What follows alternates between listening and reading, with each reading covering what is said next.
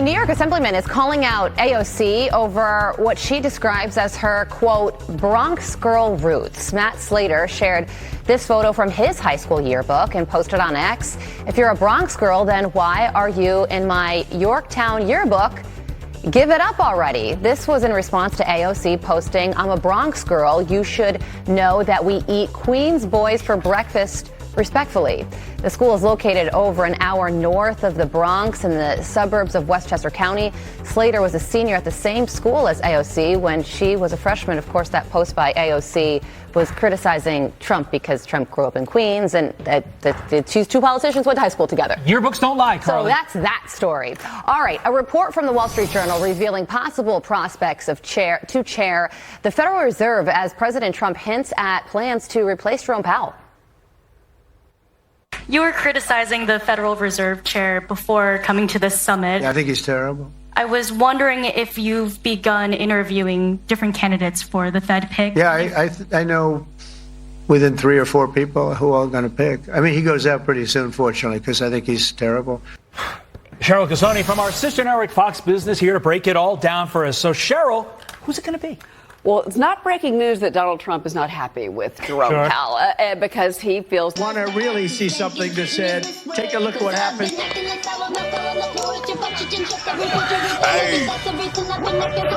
Why this beat so cold?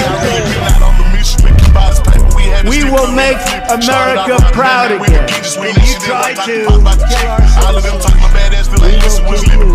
we will make America wealthy again. And yes, together, we will make America great again. Supporting Zohran, and we all support Zohran because supporting Zohran is a vote for a New York for all of us. Make sure you vote early, June 14th, or you can vote on Election Day, June 24th. Alexandria Ocasio-Cortez y Nidia Velázquez estamos rankeando a Zohran Mandani.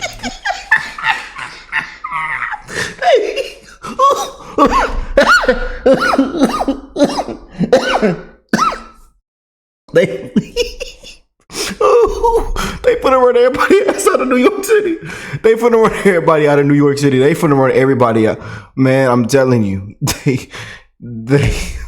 I've never seen so much love and support for Eric Adams right now. They are finna run everybody out. This extreme socialist, I tell you, man, they finna run everybody out of New York City, boy. What's the name? DeSantis was right. They are finna run everybody out if this goes through. Número uno para la ciudad de Nueva York, alcalde. Both of these congresswomen have been inspirations in the fight for working people across this city and across this country. And what New Yorkers are looking for is a mayor who will actually fight for them. And to have the endorsements of two who have taken on those same corrupt insider politics, those same Donald Trump supporting billionaires, the same politics that got us this affordability crisis, it is a testament to what this campaign is building and is one we're going to win together on June 24th. So early vote, fill out your ballots, and make sure that you do not rank Andrew Cuomo on your ballot. Don't do it, folks. We're going to go Zohran number 1, Adrian Adams number 2, Brad Lander number 3, Scott Stringer number 4, and Zellner Myrie number 5. We are going to rank our ballot Zohran number 1 for a New York City that can be affordable to all of us. Somebody want to tell him that those policies he has, it just doesn't work. Communism, it just doesn't work in America. They finna run everybody out of New York City, family. They finna run everybody out of New York City. Well, we got the show on today on AOC. Oh boy, back to the bar, and they ought to walk in Congress and all over the place and just walk these people out, man. They should have been walked this lady out a long time ago. Let me see what they saying. She is not tough girl from the Bronx, so stop saying that. Throw her out. I hope there's no more BS about her this time. Get rid of this garbage today.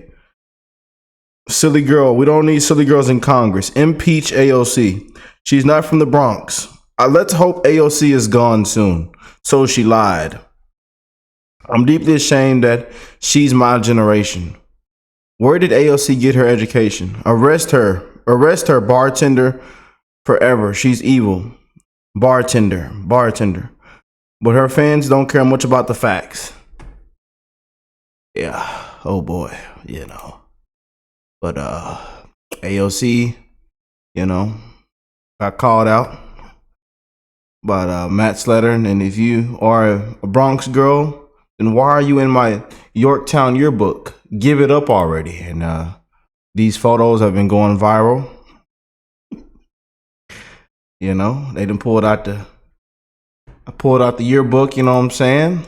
And AOC responded and said, also, I'm a Bronx girl. You should know that we can eat Queens boys for breakfast, respectfully.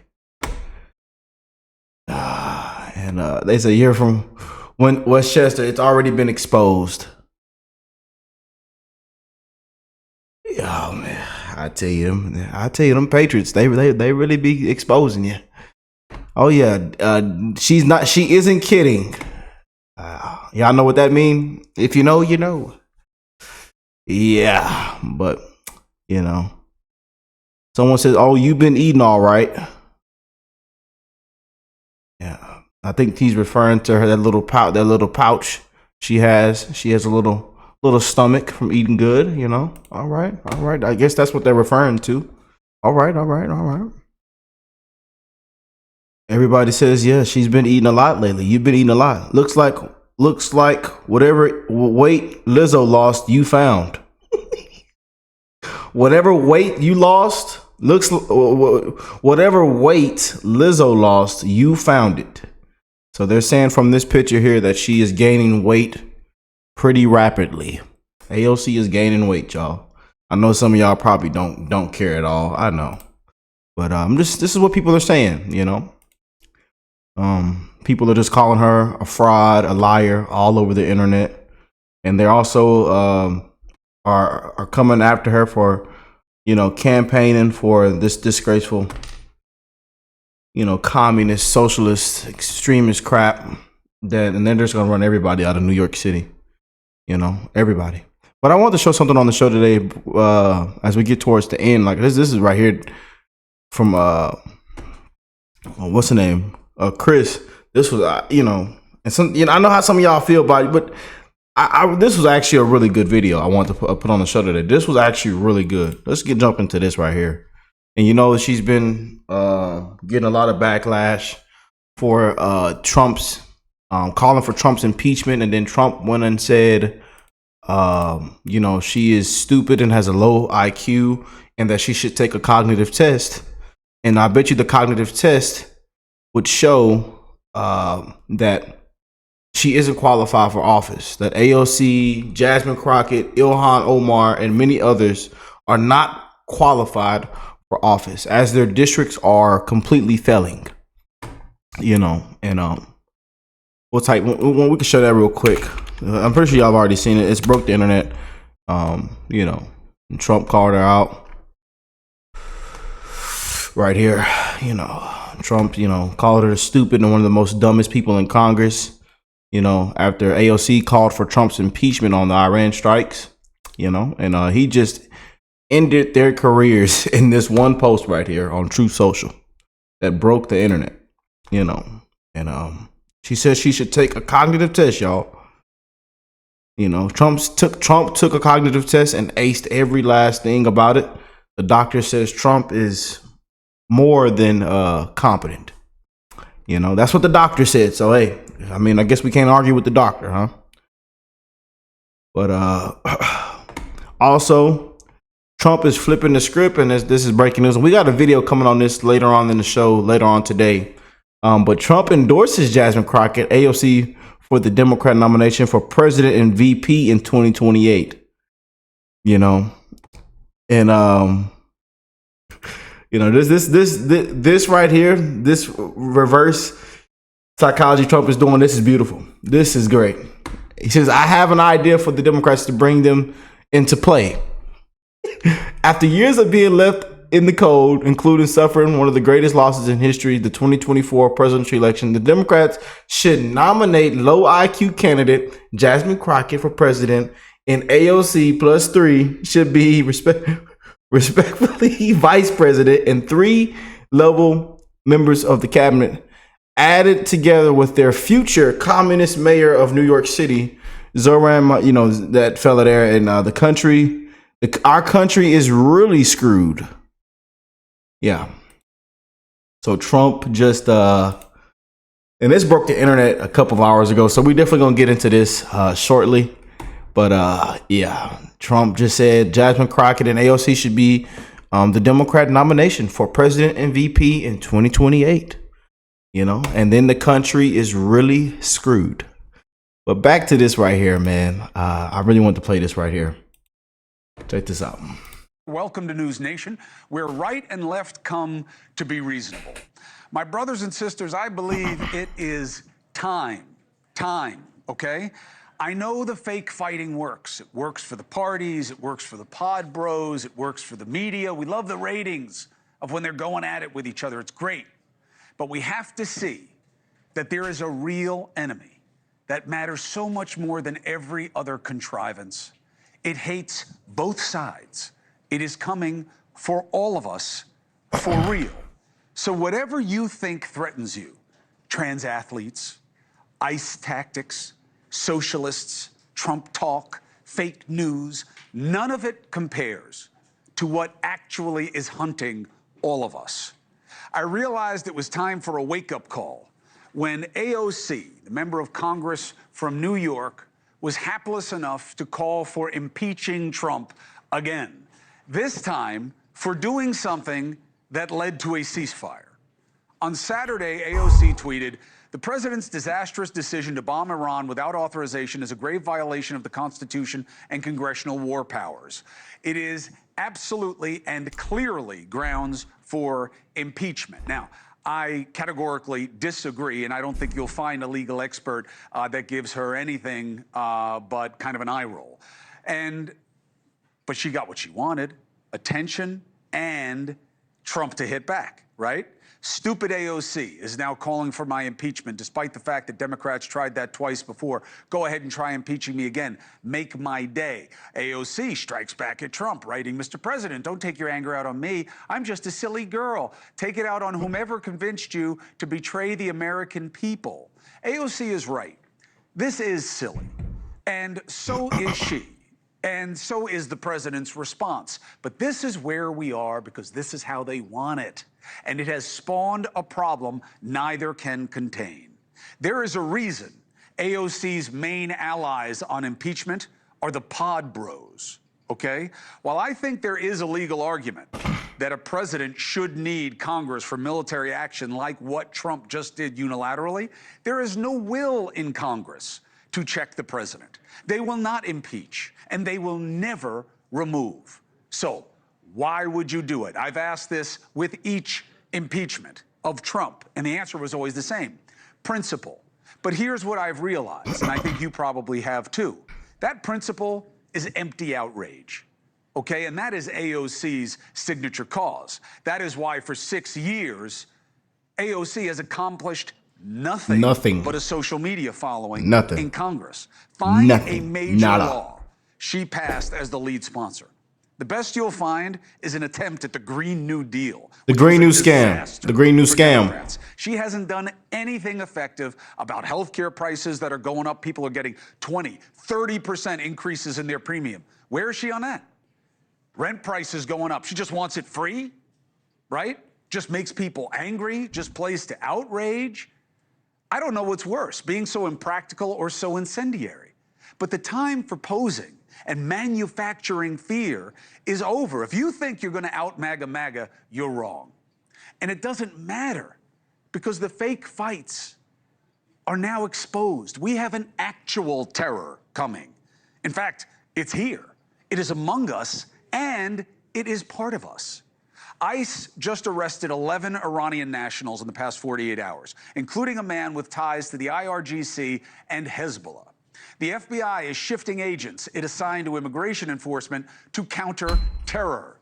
We learned after Trump's Saturday night address about the bombings that the regime told him that they may mobilize sleeper cells if he bombed. Would have been good to know that in advance. We also had to wait to hear that cyber attacks from the regime blocked the president's own messages on social media about the bombing. We ignore cyber for some reason. If one person gets hurt physically, we go crazy. But they can hurt tens of thousands with a cyber attack, and it's like, we don't care. I don't get it. We got to wake up. That's what this is about.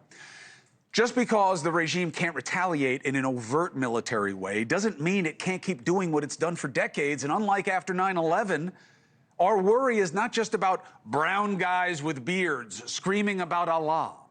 Extremism has taken root among our own people, many of whom are brown with beards, by the way.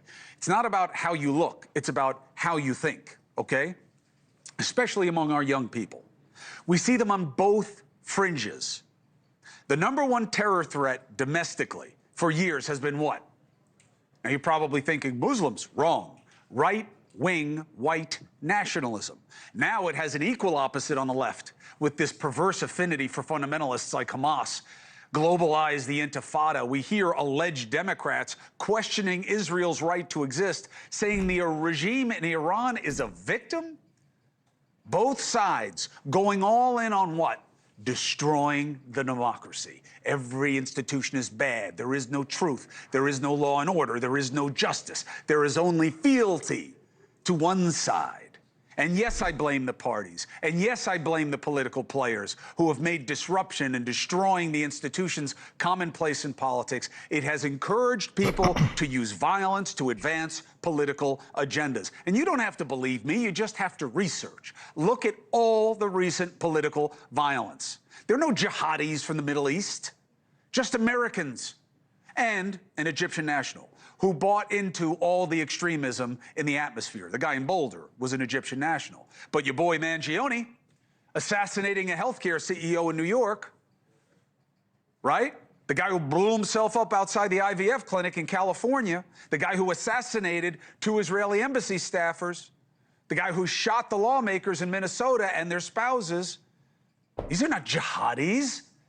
These are homegrown extremists. This is the enemy, a modern-day Cerberus, a two-headed hound of hell, and it is coming for us online and in person. For Democrats, you need to seize this opportunity. This is why immigration resonated with the many, not just MAGA. The majority is not afraid of migrants, as Trump may like, but they are afraid of these guys, Iranian nationals with jihadist sympathies. You let them in with a laxity that AOC and other radicals insisted on. And the far left is actively embracing people who are the enemy. Pro-Hamas, people who chant globalize the Intifada, the Palestinian uprising characterized by over 130 suicide bombings? Really? And I'm not picking on AOC. I respect her success in developing a following. I just think that she's killing her party. She is a deranged form of Democrat. And I'm pointing her out because she's at the top of the food chain. A recent CNN poll found she's the top Democratic leader who best reflects the core values of the Democratic Party, and this is by Democratic voters. She ranked higher than Harris, Jeffries, Newsom, even Obama. Are you kidding me? She couldn't be less about what made the Democratic Party great, and I get to say that. She is not a real one. I was raised by a real one. Google Mario Cuomo. Google Teddy Kennedy. Google Daniel Patrick Moynihan. Google any of the legends. You know the names. Remember the ideas. Mario Cuomo was a child of immigrants. He was considered less than himself. He would have never allowed a porous border or fake fights and socialistic calls for free everything, especially when there was a real bill to battle for Medicaid and tax breaks for the working class. AOC is popular because extremism drives social media and magnifies minorities. Pissing people off pays off. But radicals keep missing the rational majority. AOC and the radical left are the party of 20% when the country is the other 80%. Only 4% say Iran getting a nuke is not important. Only 18% say that men who identify as women shouldn't play in women's or girls' sports.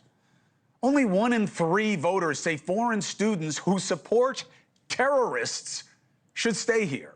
Only 16% of Americans want deportations to stop. Only 27% of voters support abolishing ICE. And forget about defunding the police or free. Y'all know these polls don't ever be right. You know, just letting y'all know. Everything that she represents is a fringe fascination. And that is what that party has become. And this is a wake-up call. You will not get back to where you want to be by abandoning everything that the majority finds reasonable. Yeah, he just and this video here, he just ended the Democrats' party. I'm not lying to you. And I got to tell you, that's why her allies on impeachment are the MAGA pod bros. I mean, what are they pretending? That they're coming for Trump over the Iranian regime? Calling to impeach the only guy who ever made them relevant? Why would they be in a hurry to get rid of Trump when they will be gone as soon as he is? Here's why. Because both fringes are extreme and part of the problem.